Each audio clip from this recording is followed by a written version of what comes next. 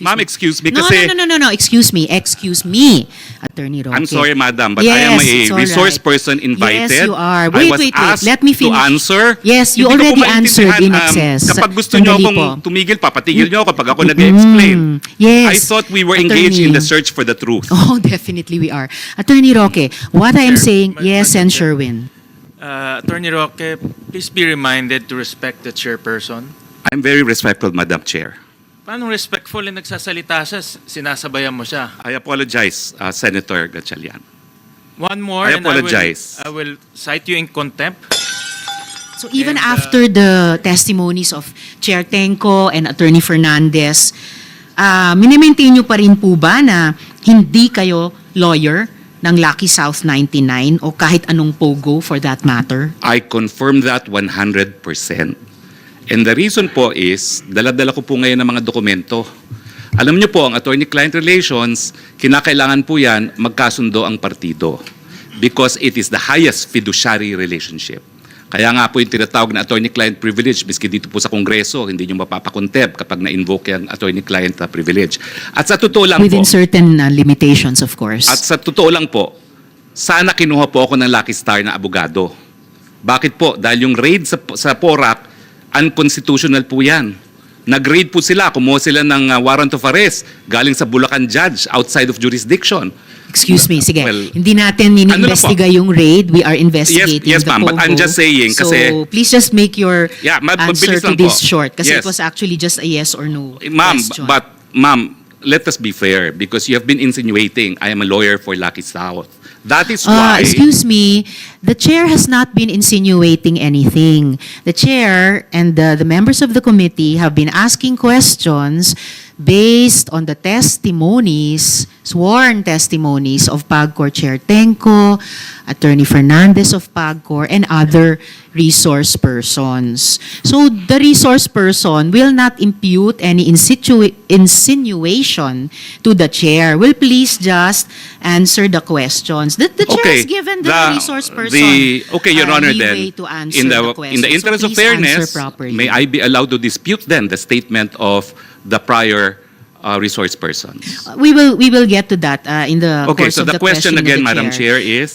do you maintain na hindi kayo abogado ng Lucky South 99 or any POGO for that matter? I maintain as an officer of the courts and under oath before the Senate of the Republic of the Philippines that I have never acted as legal counsel for Lucky South 99 or for any other POGO. All right. Pero tama naman pong totoo na nakipag-meeting kayo sa PAGCOR tungkol sa POGO sa PORAC. Yes or no Totoo lang po yun, nakipag-meeting Okay. ako, but as I said, ang aking kasama po ay kakilala ko bilang Whirlwind Corporate Secretary and I have documents in my possession which I would like to submit now to the Senate. Yes, Kasi iba please po do yung that. usap-usapan Thank you. lang, iba kapag notaryadong dokumento. Okay. And definitely, yung pagtestimonya ng ibang mga resource persons ay hindi rin lamang usap-usapan at may mga sinasubmit ding dokumento. Otherwise, the committee would not bother inviting them again and again to Madam, hearings. Excuse me. I just like to ask the next question. So, ang topic ng mga meeting at pag-uusap nyo sa PAGCOR, and in fact, mga pag-follow up nyo sa PAGCOR, ay utang ng Lucky South 99, ng mismong POGO. Tama po ba? Yes Tama or po no? yun. Alright, salamat. So, hindi lang talaga Whirlwind, Lucky South 99 din. Pwede ba ho So, mag-explain? Pwede naman po. Okay, kasi po ang Whirlwind is not only the lessor, they're also the service provider. Now, I appeal now to the officials of PAGCOR. Siguro kayo po mag-explain kung anong ginagawa ng service providers, including Chair Andrea Dominguez, because I had an opportunity to work Domingo with her. Domingo, no? Ang service providers po, sila talaga ang nagbibigay ng lahat na kinakailangan ng mga POGO operators, kasi POGO operators po, lahat yan Chino. Hindi po yan nag-i-Ingles. Kaya nga po meron silang mga representative sa PAGCOR. Dahil sila mismo, they have no ability to communicate dahil nag-establish na nga sila ng mga independent POGO hubs.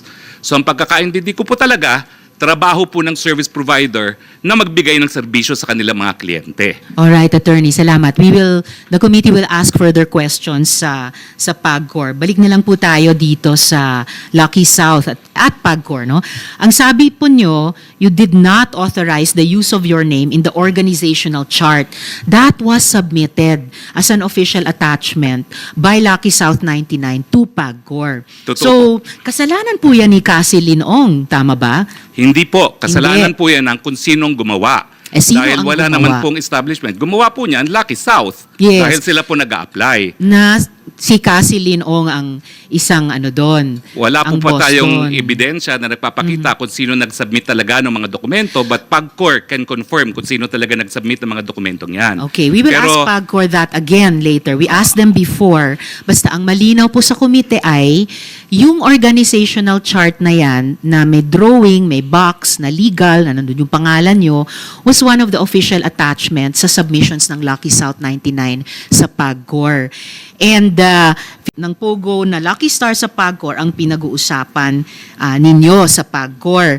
So, due diligence, bilang abogado, dun sa mga diskusyong iyon, alam nyo kung ano yung mga dokumentong sinumite, alam nyo yung mga official attachments na nakalagay doon. Did you confront Cassie Linong about this? Or kinasuhan nyo ba siya na kung bakit nandun yung pangalan nyo sa organizational chart? Madam, nagagalit po kayo dahil sinasabi nyo, binibigay ko ng mga salita ang inyong bibig.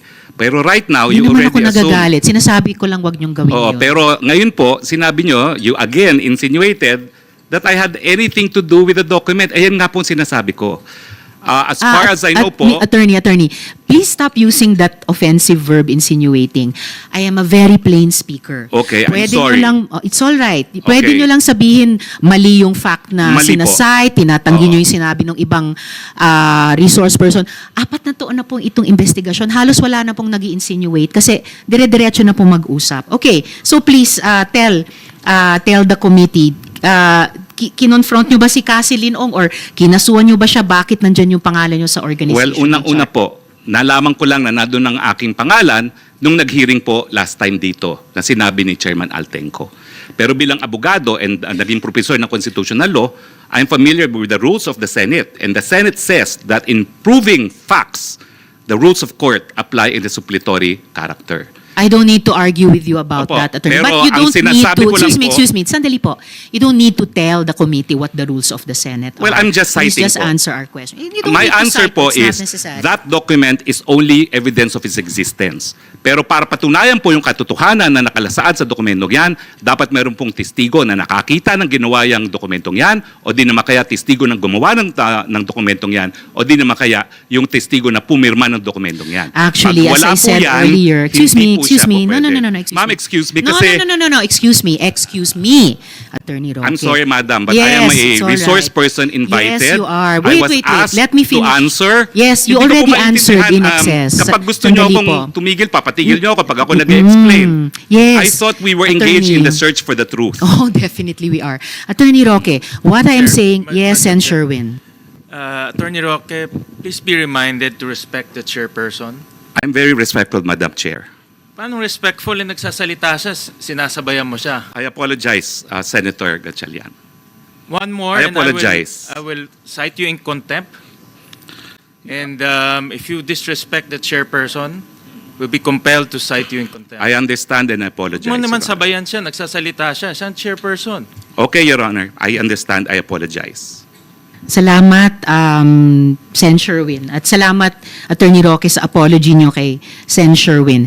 All I'm saying is, there is no need for any resource person to cite the rules of the Senate to a Senate committee. We know that. So please just answer the questions which are being asked of each resource person at length with an embarrassment of time para masagot nyo yung mga tanong. But please stick to the topics and do not lecture a Senate committee about the rules of the Senate committee. We know that. We correct ourselves kapag lumalabag kami doon. So, I suppose your answer is hindi kayo nagreklamo kay Cassie Leong at hindi nyo siya kinasuhan kung bakit nandun yung pangalan nyo sa chart. As I said, Madam, nalaman ko lang po yung pangalan ko nasa chart during the last hearing. Ang sinasabi ko po under oath as an officer of the court, hindi ko po inauthorize ang paglagay ng pangalan ko doon. Wala pong kinalaman sa paggawa ng dokumentong yan at wala pong kahit anong testimonya sa kahit sino na gumawa ng testimonya na nagsasabi na pumayag po ako. And I deny that under oath. All right.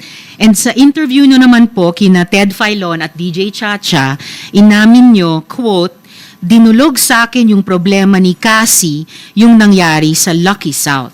So mula mismo sa bibig ninyo, interes ng mismong Pogo ang meeting at fina-follow up nyo o inaareglo sa PAGCOR.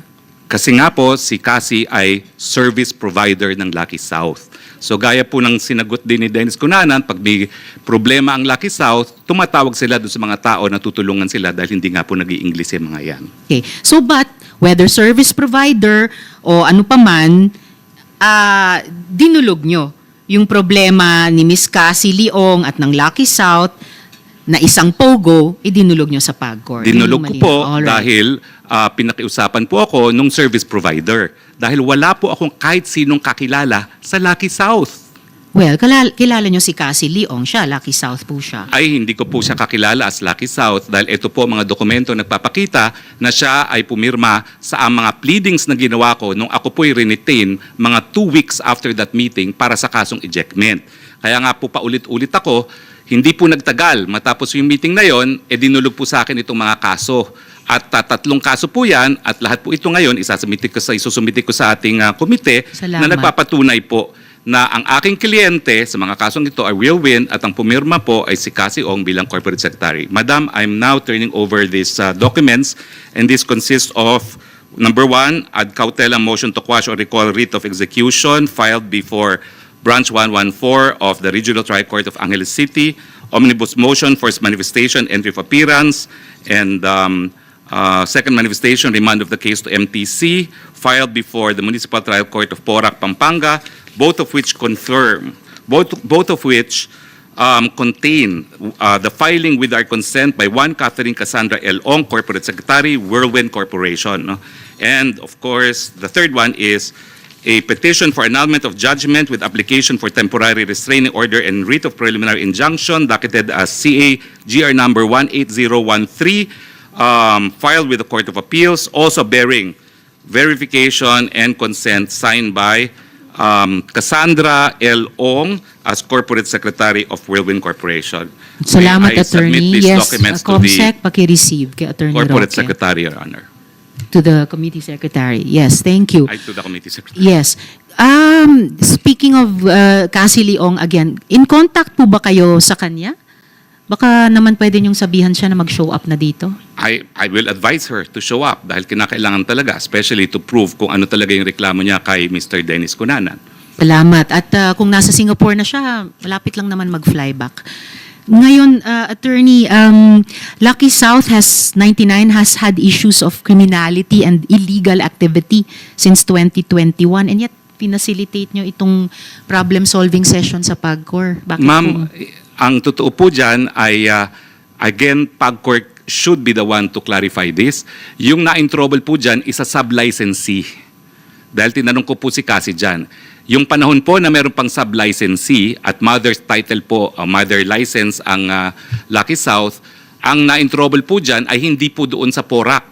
Doon po siya sa Friendship Highway. So it is a Saan po yun? sub-licensee. Anong pangalan ang at Friendship saan? Highway po ay, it's also in Angeles City, no? Not in Porac anymore. Pero yan pong na-raid is not the Porac facility. It is a different location, a sub-licensee of Lucky Ano South. pong pangalan ng sub-licensee? Ay pareho naman po lahat yan eh. And the PAGCOR officials can confirm this. So it's also Lucky South 99? Well, because ginagamit po nila yung lisensya dahil nung unang panahon, allowed po ang mga sub-licensee at nandiyan naman po ang past and present leadership ng PAGCOR. Kaya hindi po naapektuhan ang operation ng Lucky South dahil na-establish naman na hindi po yung Lucky South na nag-ooperate sa Porac ang may pagkakasala dun sa raid na yon. Well, definitely the committee will get back to the current PAGCOR chair dahil napaka-unequivocal yung pagkasabi na Lucky South 99 mismo ang may problema. Okay, so Attorney, Ayaw nyo mang amining, abogado kayo ng Pogo, malinaw na abogado naman kayo ng taga-areglo ng Pogo. So, Pwede bukod naman pa po dyan, yun. excuse me, attorney, sandali po. Bukod pa dyan, ang pag-areglong ginawa nyo sa PAGCOR, nangyari noong 2023. Pero gaya ng nabanggit ko kanina, noong 2022 pa lang, ni-raid na ang Lucky South 99 dahil sa human trafficking.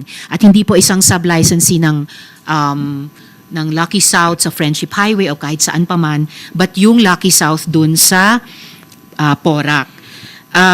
Ito po ang tanong ko, sa kabila ng lahat ng yan, at kahit alam yung trabaho ng Whirlwind, no? Whirlwind, na protektahan ang interes ng Pogong may track record ng kriminalidad, pumayag pa rin kayong maging abogado nila. Tama po ba? Tama po yun kasi wala naman akong nalaman na merong raid noong 2021. Kasi na-meet ko na lang po sila tapos na ang eleksyon. Na-meet ko na sila nung bumalik na ako sa aking private practice 2022 at hindi ko naman sinusubaybayan kung sino talaga yung mga na-raid ng 2021. At ang pagkakaalam ko po, sila ay Whirlwind kasi nga po 2 weeks after our meeting, lahat ng dokumento na pinirmahan nila kung saan nila ako retain as lawyer ay sa ngalan po ng Whirlwind. Again, fully documented po yan. So pero ang nasa likod ng isip ko kasi yung pagpulong nyo ni Cassie Leong ng Lucky South 99 sa PAGCOR. So inaamin nyo po ba na ang pag-areglo nyo sa PAGCOR ay para sa Lucky South 99 at hindi para sa Whirlwind lamang? Hindi po. Ang aking tinulungan po ay Whirlwind. Kasi noong nga panahon po yan, hindi ko nga po kakilalang Whirlwind bilang isang kliyente. Kakilala ko po sila dahil iniinganyo ko sila mag-invest sa mga energy projects. So yung pagsama ko po sa kanila, well, if we go by the Supreme Court definition of attorney-client, yes, meron pong attorney-client relation, pero it was more of an accommodation. Wala po kami engagement, hindi po ako bayad doon. Nagkaroon lang kami ng engagement 2 weeks after dahil nga po dito sa ejectment case na nangyari. So kumbaga, that was part and parcel of my effort to entice them to invest into projects that I'm pushing for renewable energy dyan sa Cebu. At in a time span po of mga 1 year, talaga naman pong, well, frustrated po ako dahil hindi ko rin sila nainganyo. But ang naging suma total po, naging tutor nila ako for renewable energy at ang decision nila bago ang pangyayari ng lahat ay sila magde-develop ng sarili nilang solar farm at magtatayo pa di umano ng isang integrated solar panel manufacturing facility. No? So medyo nainis po talaga ako doon dahil nga ang dami kong oras na ginugol pero pampalubag loob, ang sabi naman ng Whirlwind, bibigyan ka namin ng shares, founder shares dahil ikaw ang tutor namin dito sa negosyong ito. Salamat, attorney. Yun lang yung mga tanong ko sa inyo ngayong araw. But please stay because I'm sure my colleagues will have questions for you.